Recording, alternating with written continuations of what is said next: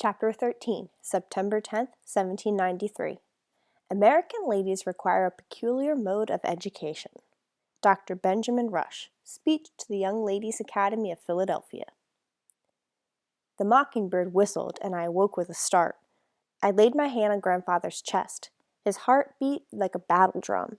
My throat was parched, but the canteen was empty. I set off for the stream, King George fluttering behind me. I hoped Grandfather would sleep a while. Pretty Matty, the creature called. What do you want? I muttered. How could I get Grandfather to a doctor? If only I could send word to Eliza, she could arrange for a carriage with a doctor and food and a clean shift. A breeze rattled through a cornfield, lifting the leaves like outstretched arms. King George landed on my shoulder. Tea, Matty, I need tea. I brushed him off. Hush, you foolish creature. I'll make a pillow out of you. Mother thought I was safe at Gwinnett, slapping the pigs and hoeing the fields. Would she worry when Grandfather didn't return? I kicked a rock down the road. Why couldn't I have acted strong and calm like Eliza, instead of blubbering like a baby? I disgusted Mother. She knew I was weak. I bet she wanted sons. Instead, she got a backward, lazy girl child. I kicked the rock deep into the brambles. I shook my head to rid it of the dark thoughts. I would only consider the good. Mother was surely getting stronger with every hour. Grandfather and I would find a carriage or wagon that would give us a ride to the Ludingtons. When we arrived, we'd find a letter from Mother telling us that all was well and we could go home. I took a deep breath. It felt better to think about pleasant things. Matty child, buy me rum. King George landed on a wild rose bush. Go on with you, Fleabag. Find us a pot of porridge or an apple pie. I worked my way around a patch of thistles. The sun burned off the haze and the dew vanished. My stomach rumbled. If only that blasted farmer had left our food hamper. Along with cinnamon buns, Eliza had packed hot cakes and ham, a crock of cherry preserves, another of garlic pickles, and a hard ball of cheese, carefully wrapped. I reached for the stream, hungry, hot, and tired. With no prying eyes around, I slipped off one of my petticoats, washed it in the water, and hung it over a willow branch to dry. I waded up to my knees and stood until my toes felt as if they were in a snowbank. What would Nathaniel think if he saw me like this? Would he think me a finer catch than any trout? When the cold became unbearable, I climbed out of the water to pick berries. It was hard not to think of our kitchen table with bowls of oyster stew or corn soup, a platter of duck, sweet potatoes, and buttered beans, Indian pudding with molasses, or better yet, apple brown Betty with extra sugar on top. The sound of fish leaping from the water interrupted my fantasies.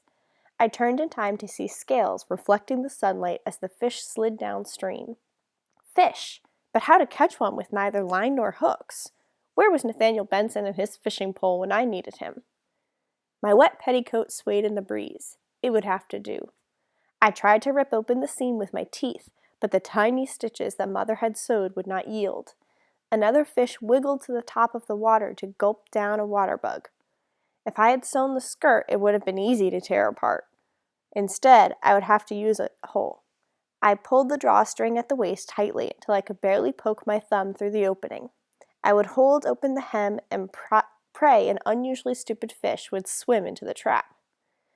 I bet no soldier ever thought of this one, I said, wading back in the water with my improvised net. My feet iced right away, and it was hard to find a comfortable position. I had to bend over at the waist, wave the petticoat in the water to make it float, then stand without moving. I wiggled my toes to bring some feeling back in them. How could my feet be so cold while my head was so hot? A bee buzzed in front of my face. In the distance, I heard a carriage escaping from Philadelphia. Food first, rescue second. I blew the bee away. Where was that stupid parrot? He could be useful and feast on this pest. A fish brushed against my ankle. Come, little fishy, come down, I murmured. My arms shook from the effort of holding the petticoat open. The fish paused at the edge of the net. Just a few more inches, that's it, keep swimming. The bee landed on my mob cap just above my eyebrows. I concentrated on the fish. You're almost there, my little fried breakfast. Don't stop now. I prepared to close the petticoat and trap the fish inside. 1, 2, tea, Matty! King George swooped straight at my head and snatched the bee. The explosion of feathers in my face sent me crashing into the water. I came up sputtering and saw the trout flick his tail and head downstream, where there were no girls with petticoats and no parrots. "I'll roast you," I shouted at the king, shaking my dripping petticoat in his direction. "Fresh thing," he replied.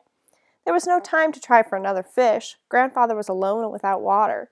I filled the canteen, scoured the bushes for the last berries, and hurried back. Grandfather's eyes were still clear, but his nose was red and his throat raspy. "Cold," he said. "Cold? Are you cold?" How could he be cold? The sun had nearly dried my wet skirts. He shivered. "Shall I make a fire?" He closed his eyes and nodded. Even the effort of speaking a few sentences had exhausted him. At home, I would borrow a burning twist of paper from a neighbor when all the fires in the house were cold. I couldn't remember the last time I saw a fire started with flint and tinder. I didn't even have flint and tinder. Grandfather shivered and moaned. I washed his face and neck with the damp petticoat that didn't catch fish. It seemed to comfort him. "Is there anything to eat?" I coughed and shook my head.